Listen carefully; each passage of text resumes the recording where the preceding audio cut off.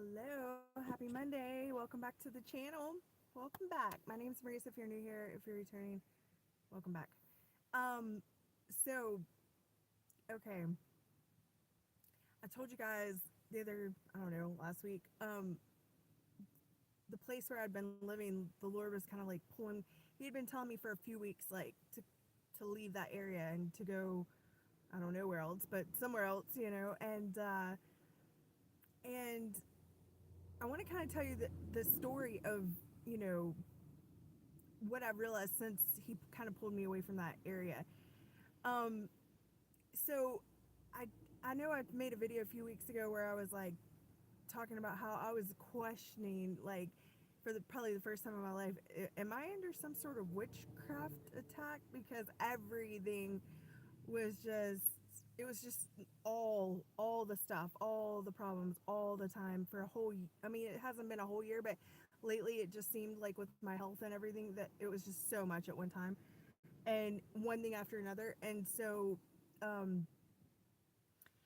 it's so crazy because once I listened to the Lord and left that area, I've had total peace, total clarity, divine inspiration again. Like, all, it was like I was so out of alignment with God that I had to like come back to alignment. And it was crazy because when you get into a place where you're really not supposed to be, things, that's when you get the confusion, the chaos, the just not hearing clearly the voice of God. And I think what had happened was, like, most of the people that I was hanging out with are not born again Christians. And but that's fine. I like hanging out with, like, I love hanging out with people that don't believe. Probably more so than I like hanging out with Christians, just because they're not, there's no pretense. There's no, I feel like when I'm around Christians, it feels like a lot of competition and a lot of like, oh, like competition to see who can be more anointed. And hey, Alfred. Um so so anyway, I almost prefer to hang out with people that are lost because that's what Jesus did. He liked hanging out with them too. But when that's all you're around and you don't have any edification coming in and you don't have any encouragement coming in, what happens is you tend to, like, I noticed that with those people, they're kind of living the lifestyle because they have to. I live this lifestyle in my car because God told me to. I can go home if I want to.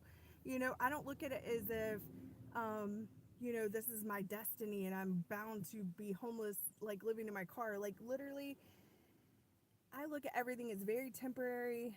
God could change my whole circumstances in a moment. But when you're hanging out with people who their reality is everything that they see, like with their physical eyeballs, and not into the spirit, and they don't have purpose, and they don't have, like, they don't have God lighting their path, and I feel like they have victim mindsets of, like, they want to blame the government or blame other people or blame this for their problems. And it's like, but I'm not in that mindset at all. And I come at life from a very different mindset. But when you're constantly around people like this, like, where their reality is fixed almost and almost hopeless, just being around that all the time can be very discouraging to your soul. And it kind of sucks you into their little world for a minute, and especially this past summer, because, excuse me, I think I had spent the entire winter alone. So for me, just to hang out with people this summer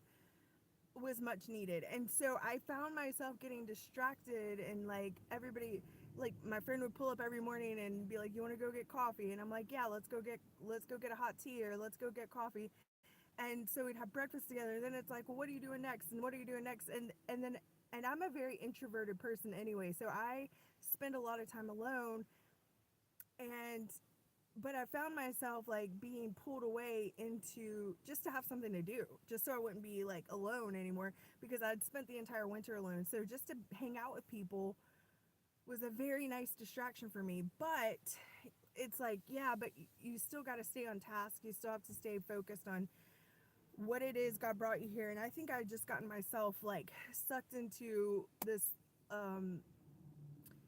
just a world I didn't really belong in, just it wasn't my permanent settlement. And so ever since the Lord, like last week, ever since I left that area, I cannot believe how much clarity and even blessings that have come my way. Like I got my mom messaged me and she's like, "You got this check um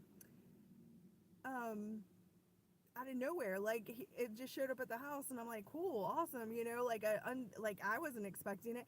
And it just surprised things like that. And then oh, what else happened? Oh, like this morning I was just in the shower and I was in the gym and I was like taking a shower and I was praying.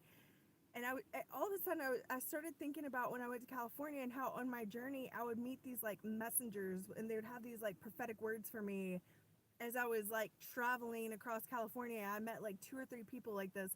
And it was so encouraging. It was so encouraging. And I was like, man, that I don't recall if that's even happened once here, and I was like, man, so I got out of the shower, got dressed. They're remodeling that gym, so I just hurried downstairs and I was like, I'll just get like put on my real clothes in the car or whatever. And so I was just hurrying out of there because they had stuff everywhere. It was a mess.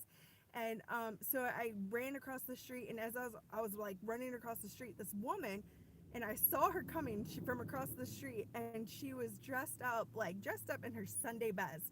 And I'm just wearing clothes I just put on to get out of the shower. Like I wasn't like, I was almost embarrassed like that because she was so fancy looking when she came across the street. But I saw her, like, I mean, her face smiling, like you noticed her. And so she comes over and she like cuts me off, and she's like, "Do you know Jesus as your personal savior?" And I was like, "Actually, I do," And so we like exchanged words for a minute, and she just encouraged me so much because like it wasn't moments before that I was just in the shower thinking, I don't even know if I've met any like had any encounters like that. And then I come out of the shower and boom, there's an encounter like that.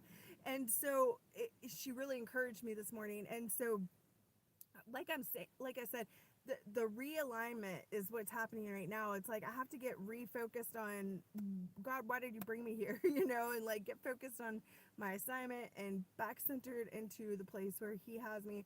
And I think we should all do that because a lot of times we can get pulled away by other people's lives if we're not careful, especially when we're not sure of what we're doing or our purpose or what in the season or what assignment we have, and so when we're kind of wondering, we can easily get pulled into someone else's chaos and confusion because we don't have a clear path and a destination of our own. So anyway, it's not that these people are bad or you have to cut them off even for good. You can still be polite with them and whatever, but as far as having them consistently in your life, like if you have people like that pull you away from God or pull you away from your assignment or pull you away from your purpose, yeah, cut those people off. Like for the most part, no, you don't have to be mean about it. You just distance yourself from them, but just make sure that you're in alignment with the Lord, because I noticed a big shift from the time I left there till today. Everything has changed, and it's like, oh, I just needed to get back in alignment with the Lord, and that's all that was. So yeah, I'm just thankful for the clarity. I have to go take the subway to Manhattan. I have a doctor's appointment, which I've been riding the subway, so it only took a year, right? I think I just started riding the subway a few months ago, and just when I have to go to Manhattan because they make it so expensive. Like even if I drive my car to Manhattan, it's like $14, like just to drive over the bridge, and I could get there in like 15 minutes, but it's $15 just to drive over the bridge. So it's just cheaper to pay like the $3 to take the subway, and then and I like the first time I was so scared because it's making all these noises and rattling, and like I was so my stomach was turning, and I look around and everyone's calm as a cucumber, like not a care in the world, and I'm like, y'all don't hear this noise? Like the rattling and all the squeaks and all the stuff, and I told my friend about it, after I got off, and I'm like, I'm freaking out, and they're all calm.